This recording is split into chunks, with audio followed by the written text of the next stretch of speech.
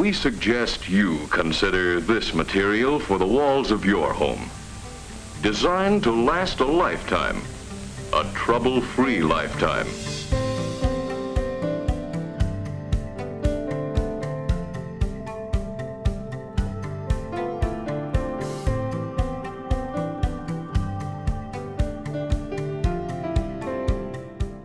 Asbestos is a naturally occurring mineral. It was mined for quite a few years in Australia and was used extensively in building because it had a lot of great properties. It was cheap, fire resistant, flexible, durable, all those kinds of things that you want in a building material. Because asbestos can be anywhere and it's very hard for a layperson to detect, you need a qualified person to come out and give you the peace of mind that you are or are not dealing with asbestos-containing material. That person is called a hygienist. They are registered. You can find a list of registered hygienists through the links on the Asbestoswise website. By having one of these registered experts come and assess your property, not only will they be able to tell you whether you're dealing with asbestos or not, but if you do have asbestos, they'll be able to advise you as to how you can responsibly handle that material or have it responsibly removed. And over the years, I've helped a lot of people realize their dreams, building new houses and remodeling old ones too. Building materials that contain asbestos may look identical to materials that don't. So therefore it's important to employ a professional who's been trained in identifying it and who will assist you and help you to remove it safely. In older houses, the under eaves commonly contain asbestos material. However, in this house, not only the under eaves, but they also have wall cladding which has asbestos material. So we're here today to safely remove and dispose of it.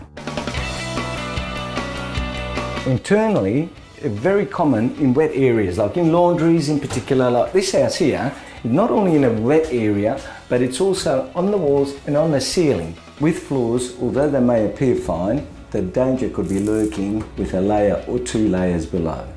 Asbestos can also be found behind tiles in kitchen area and particularly in wet areas behind the sink.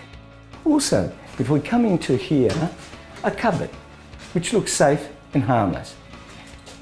Hello, asbestos. We come into the bathroom and you'll find that a shower is lined with waterproof material. But that waterproof material contains asbestos because asbestos was a great waterproofer. Gas and oil heaters such as this one generally have heat banks inside them, and also they tend to have asbestos containing flues that penetrate through the wall and out through the roof. This is perfectly safe as long as it's not disturbed. As soon as you start pulling it and ripping it apart, you are releasing the fibres and you are endangering yourself and anybody else that may be in the area. So therefore it's very, very important to employ people who will safely remove it, isolate this room properly and get it cleaned up, and then your family and yourself is safe. This material, available in many types and colors, is not only attractive but fireproof too. So asbestos in the home is generally reasonably safe. The problems start occurring if you disturb it. So activities like drilling, cutting, sanding, those sorts of things can cause a cloud of dust to rise into the air, which can contain thousands and thousands of asbestos fibres, which are invisible to the human eye. The fibres become inhaled and they get into the lung and cause lung irritation. The fibres lodge in the lung tissue where the immune system cells try to destroy them. However, because of their chemical structure and shape, the asbestos fibres will damage the immune cells, causing them to die. Scar tissue then forms around the dead cells, and as more cells become damaged and die, the scarring progresses. Asbestos fibres can remain in the lungs for long periods, and the scar tissue that results continues to develop for many years after exposure. As more scar tissue develops, oxygen absorption is reduced. With time, breathlessness gets gradually worse, and in severe cases, respiratory failure develops, which may result in death. I'm not sure where or when I was exposed. My father was in the building industry and as a child I used to go to building sites with him. I'm not sure that asbestos was used on those building sites. Given the age, the era, it's more than likely it was.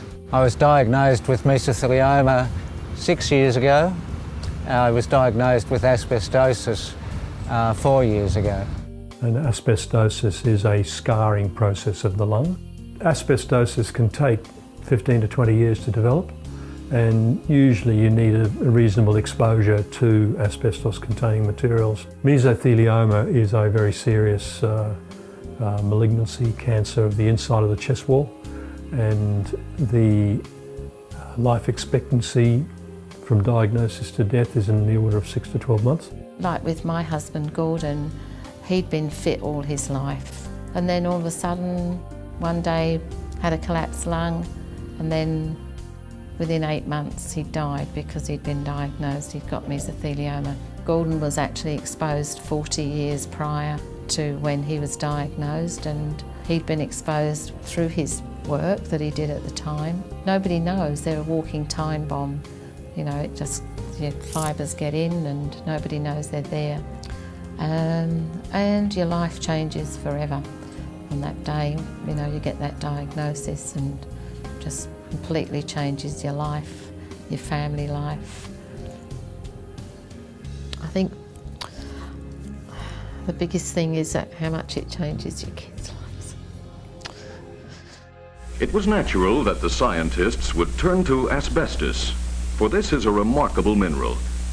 Actually stone, it is made up of tiny but extremely strong and flexible fibers. It is important not to get yourself exposed to asbestos.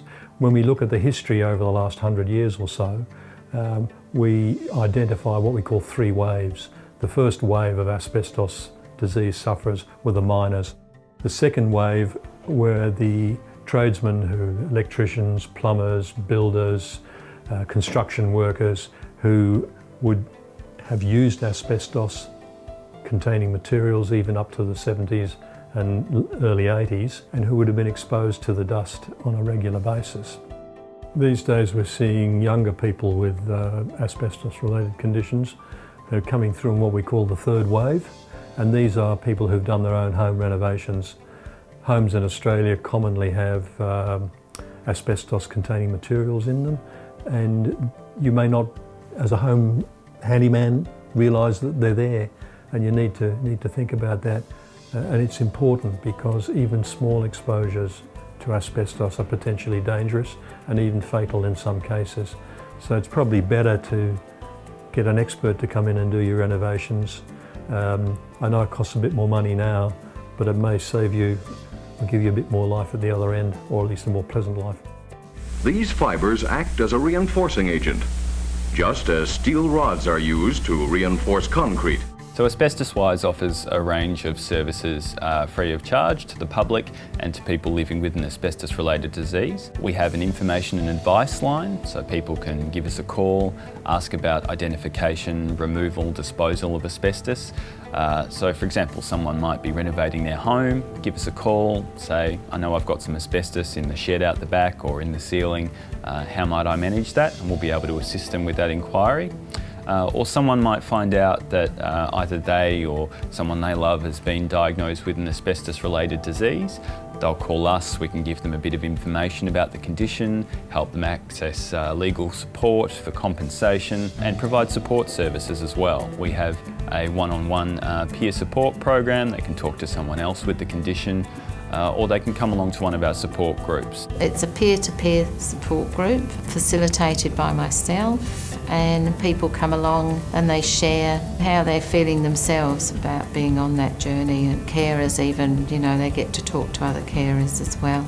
Just being in the group with other people on the same journey was a huge help and support to Gordon. Most of the people that come to the group look on it as their little asbestos family, so that's the sort of group it is. It's a close group. I've been determined not to let it take over my life.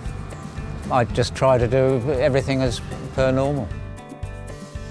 It was given every conceivable test. It was absolutely fire safe, for even a torch couldn't burn it. Anyone who's been diagnosed with mesothelioma, lung cancer or asbestosis should consider seeking legal advice as soon as possible to find out what avenues are available to them in terms of compensation. They're entitled to compensation, or as we say, if there is a negligence claim, to damages. They're entitled because they've been exposed to asbestos due to the negligence of another party. And many people, particularly if they've been exposed to asbestos in the course of a home handyman renovation, are completely unaware of, first, how they may have been exposed to asbestos, and secondly, they're very unaware that there may be any negligence involved.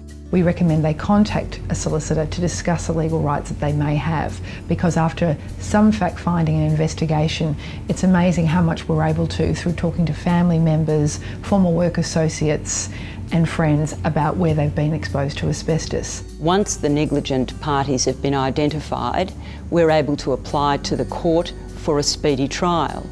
And so in those circumstances, often these cases, although complex, can be quickly dealt with through the courts and a settlement achieved in the person's lifetime.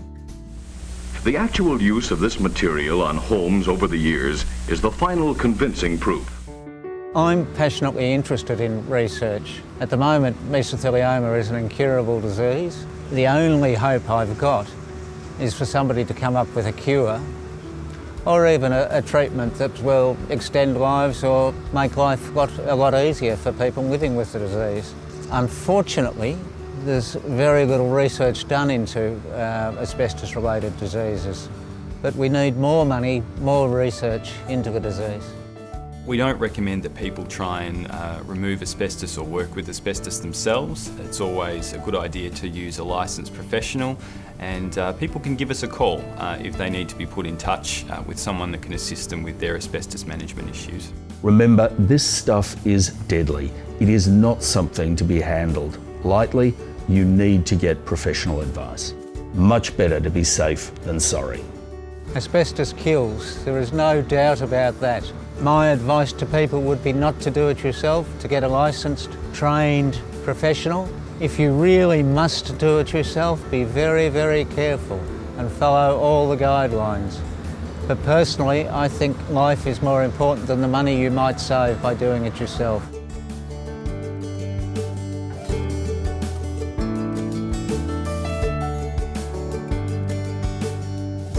No other material will look as well on this type of house as asbestos cement siding. This is definitely a contribution to the homeowner. It's durable, it's attractive, and it's low in maintenance cost. Well, thank you, Mr. Evans.